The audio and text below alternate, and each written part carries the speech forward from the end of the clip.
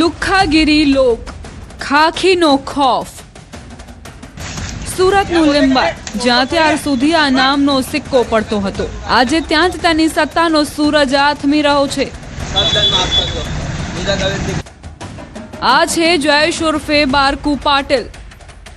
કાળા કપડા, blue jeans અને ચહેરા પર છવાયેલી મોતના ભયની લકીરો જે હાથોમાં ક્યારેક ગેરકાયદે કટ્ટા ગુંજતા હતા આજે એ જ હાથોમાં પોલીસના લોખંડી દોરડા છે। લગ્ન પ્રસંગમાં ફાયરિંગ કરી નાસ્તા ફરતા આ રીઢા ગુનેગારને જ્યારે મહારાષ્ટ્રથી પકડીને સુરતની સડકો પર લંગડાતી ચાલે ફેરવવામાં આવ્યો ત્યારે કાયદાનો અસલી પાવર જોવા મળ્યો।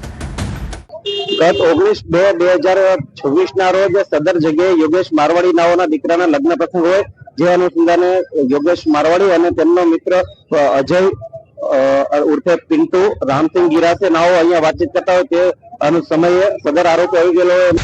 क्या बोलने का है वो तो सही है गुस्तागिरी करके करूंगा नहीं माफ कर दो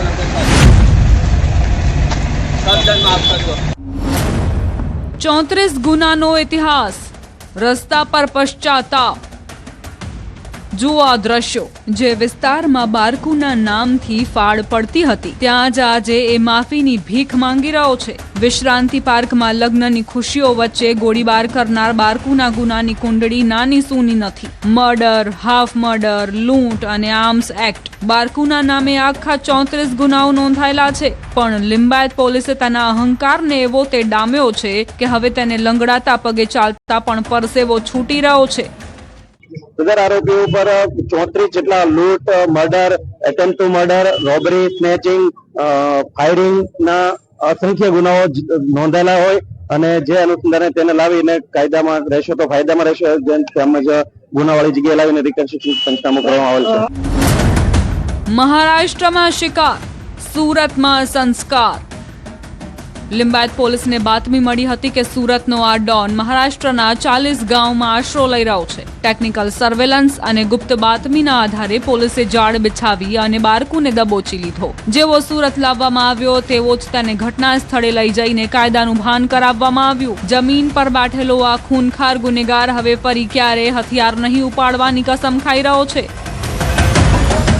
મહારાષ્ટ્ર ખાતેથી આપણને બાતમી મળેલ હતી કે તે 40 ગાંવ જગ્યાએ એક જગ્યાએ આવવાનો હોય જેના આધારે ટેકનિકલ વર્કઆઉટ અને હ્યુમન સોર્સના આધારે સદર આરોપીને મહારાષ્ટ્ર જિલ્લાના જલગાંવ ખાતેથી 40 ગાંવ નામના એક જગ્યાએથી સદર આરોપીને પકડી પાડેલ છે અને પકડીને કાયદેસરની કાર્યવાહી કરી અને સદર ગુનાવાળી જગ્યાએ લાવી તેમનું રિકન્સ્ટ્રક્શન કરવામાં આવેલ છે।